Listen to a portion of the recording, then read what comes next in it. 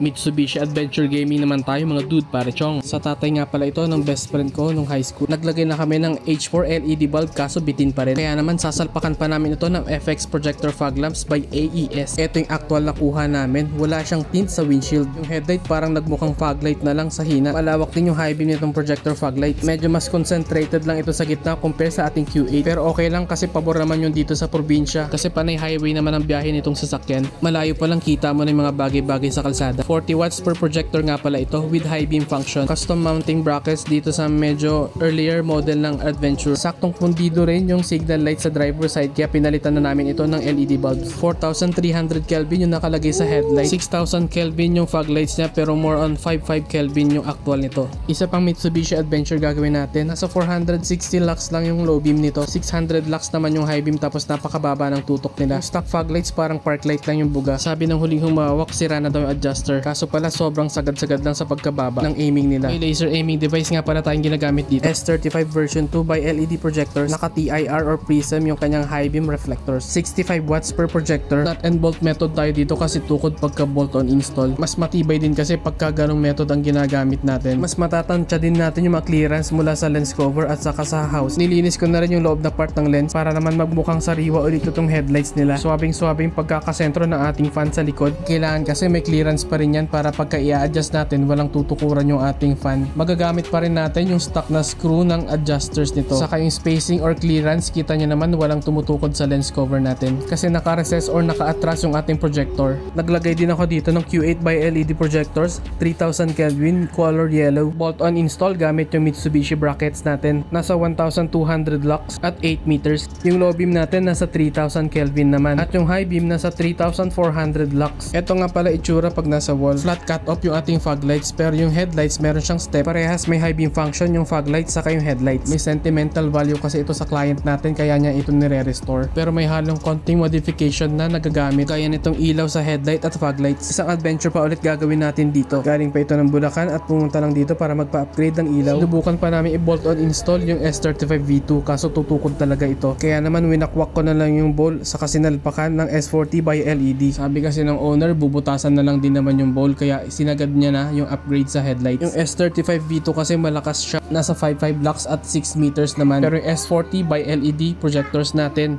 nasa 6,600 lux at 6 meters. Mas malawak kasi yung hotspot nito compare sa S35 version 2. Yung S40 nasa 70 watts per projector at parehas din sila na prism or TIR yung high beam. Kumbaga yung S35 kasi pang backup ko lang pagka may mga headlights na sobrang sikip. Kapag may mga client na hanggang dun lang din ko talaga yung abot ng budget. Present nga pa rin vent upgrade natin at rubber dust cover na bago. Kailangan kasi protected from elements yung ating projectors kaya nagpapalit tayo ng rubber dust cover. Yung additional ventilation naman ay para mas makahinga yung headlight. Since mas malakas yung ilaw, mas mainit na ito compare sa stock. At additional na headlight sealant para hindi agad bumitaw yung lens cover. Mafe-fill din yung mga gaps na gawa ng pagbukas natin ng headlight assembly. Umabot tayo ng 2,900 lux at 8 meters. Medyo may edad na kasi yung headlight nito. Nasa 3,400 lux naman yung high beam niya. May Mitsubishi Adventure ka rin ba at interested? I-message mo lang ako sa Garage 58 Retrofit Works.